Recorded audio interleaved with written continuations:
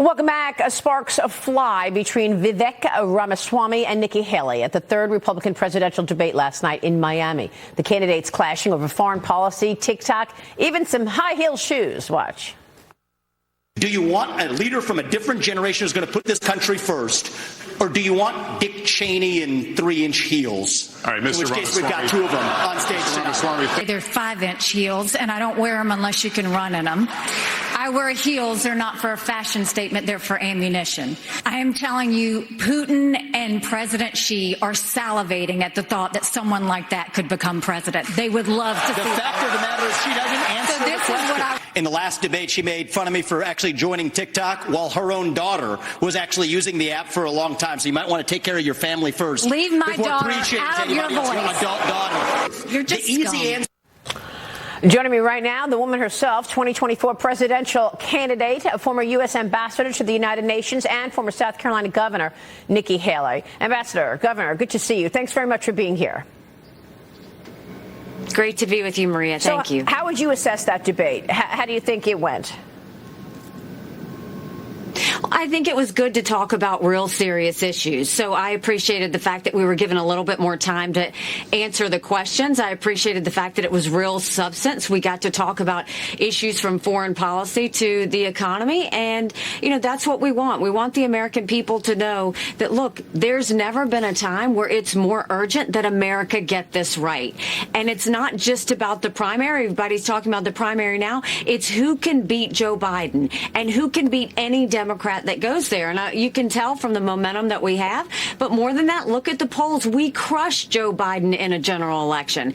And this is about making sure we don't have a President Kamala Harris. And so we're going to continue working hard. We're going to continue to get our message out because we have a country to save. Yeah, and you were not afraid to take on the issue of abortion. And Nikki, I want to ask you about that because it seems like abortion is the issue that the GOP continues to struggle with. And it was front and center in the elections of this week on Tuesday night, where the Democrats had a much better night. Talk to us about that. What is the messaging that should be appropriate for this issue?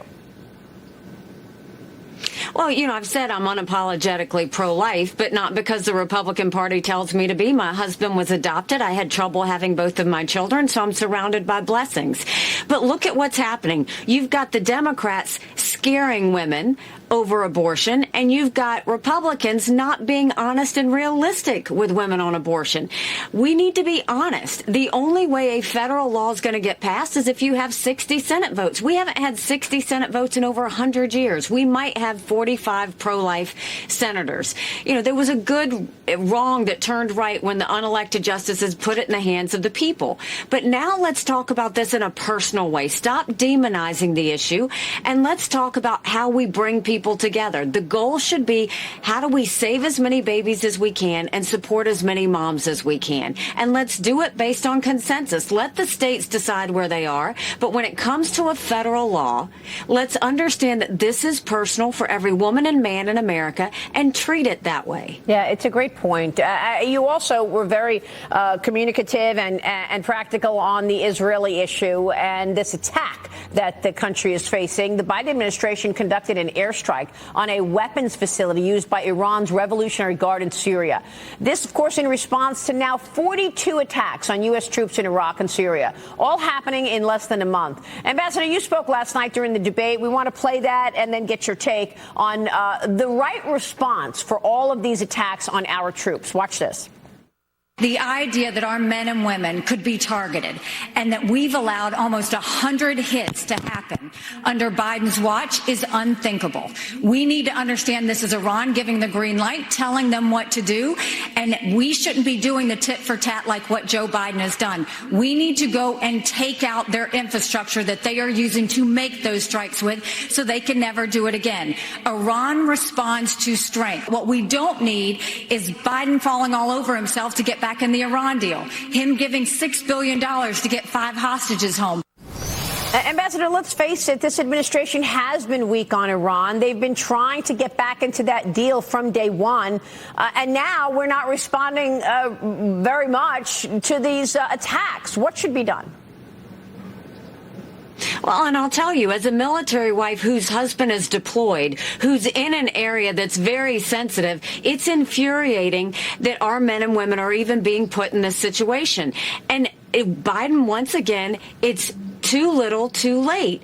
He's allowed this to happen, so Iran keeps doing it. What he's got to do is give a big punch. You go after their infrastructure, the infrastructure that they are using to do those attacks, you completely wipe it out. That's the gut hit that they need to see so that they stop. Iran always responds to strength, but they will terrorize responding to weakness. And that's what Biden has done. All he's done is appease Iran through this. Obama did the same thing. You can't deal with a culture that says death to America, death to Israel, and think that they're just going to take some please stop or let's get back into a deal together and that's going to go away. That's just not how it works.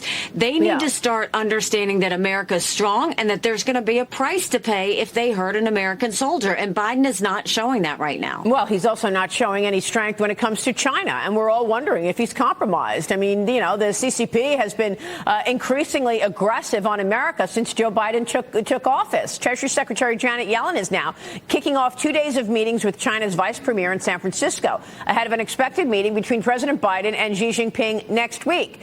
What do you want to hear out of this meeting between Xi Jinping and Joe Biden? It seems that the big issues never come up, like the cover-up of COVID-19, like the fentanyl coming into America, like the massive and consistent aggression on our flights and ships.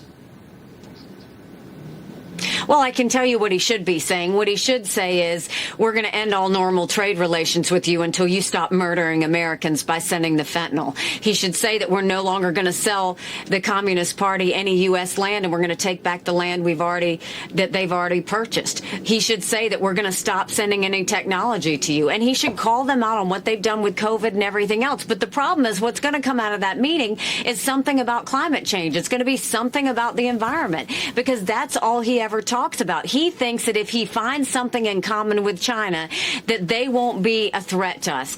They are already infiltrated in this country. They have already bought the largest pork producer in our country. They've already bought 400,000 acres of land near our military bases. They've already made sure that they're sending that fentanyl across the border, and Biden's not doing anything. But Maria, what this comes down to is, it is time for a leader who is going to have foreign policy strength with our enemies and defend our allies.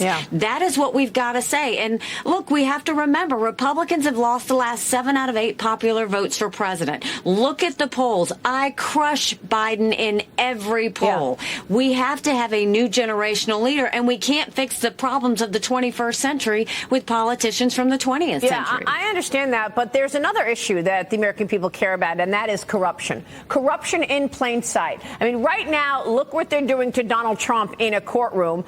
4 indictments there. At the same time that we're getting increasing evidence that Joe Biden and his family have accepted money from our adversaries in an influence peddling campaign. So I ask you, if you are commander-in-chief, what are you going to do to right the ship here in terms of wiping out this corruption and ensuring that the DOJ is not covering it up? I mean, you're going to have to completely gut, our Department of Justice and our intelligence agencies. I mean, look, the way they've treated the Bidens and the Clintons compared to the way they've treated Trump, I don't care what you think about any of them. It's wrong. There's political bias. We can see it. It's not treating all of them equally, and it's leaving America distrustful. That's what you don't want. The American people need to trust that agencies are doing their mission and that they're not playing politics. And I think that what we're seeing is a whole lot of politics. And that's why I'll replace the head of every agency. We'll go in, and where we need to clean house, we'll do it. And where we need to go and focus them back on their missions, we'll get it done. We need government to work for the people. We've got to stop this where the people are working for government. All right, Ambassador, great to talk with you this morning. We so appreciate your time. Thank you. Nikki Haley. Thanks so much. Go to NikkiHaley.com. We'll see you soon. Nikki Haley. We'll be right back.